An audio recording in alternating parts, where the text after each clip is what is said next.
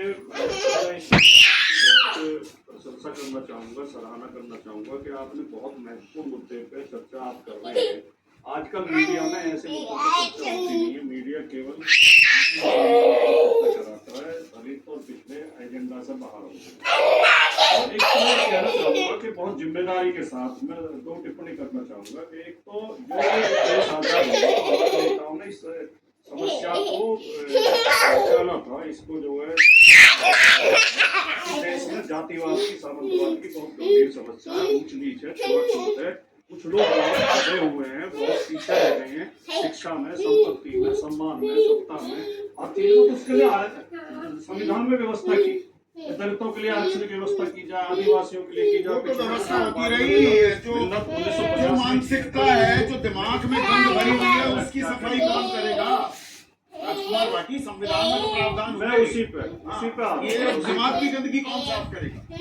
मैं उसी पे आ रहा हूँ बिल्कुल, लेकिन थोड़ी भूमिका बनानी बहुत जरूरी है। तो ये संविधान में तो व्यवस्था होगी, लेकिन हमारा जो सामंती समाज है, जो भेदभाव करने वाला समाज, उसने फिर से किया और वो प्रावधान आज तक लागू नहीं है। दलितों का कोटा आज तक पूरा नहीं हुआ नौकरियों, और पिछड़ों को तो लगभग आरक्षण, अब जहाँ जहाँ बीजेपी की सरकार है, पिछड़ों का लगभग खत्म कर दिया। पिछड़ों की कट ऑफ जो है ईडब्ल्यूएस से ऊपर जा रही है। पिछड़े ज्यादा अंक पाके सेलेक्ट नहीं हो पा रहे हैं, ईडब्ल्यूएस कम अंक पाके सेलेक्ट हो रहा है। तो मैं ये कहना चाहता हूँ, दूसरे जो बहुत बड़ी समस्या है, जो बहुत गंभीर बात है कि हमारे धर्मशास्त्र, मैं तो उन्हें धर्मशास्त्र मानता नहीं, जो भाव की बात करते हो, नीच की बात करते हो, अन्याय की बात करते हो, मानने को तैयार नहीं है। लेकिन ये तथाकथित धर्मशास्त्र ऊंच नीच का समर्थन करते हैं, चाहे मनुस्मृति हो, चाहे रामचरितमानस हो, चाहे दूसरे ग्रंथ। तो हमें दो काम करने पड़ेंगे। एक तो हमें जो संवैधानिक पिछड़ों को हक से लेके उन्हें शक्ति के साथ हो गया। दूसरे हमें धार्मिक पाखंडों राजनीतिक पाखंड भी जोड़ दूं, कटिंग किया, लकड़ी वाला भी किया है, बिल्कुल जोड़ दो आप राजनीतिक पाखंड, क्योंकि ये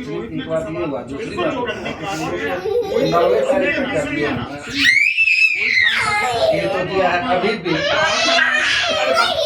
कितना बढ़ गया था।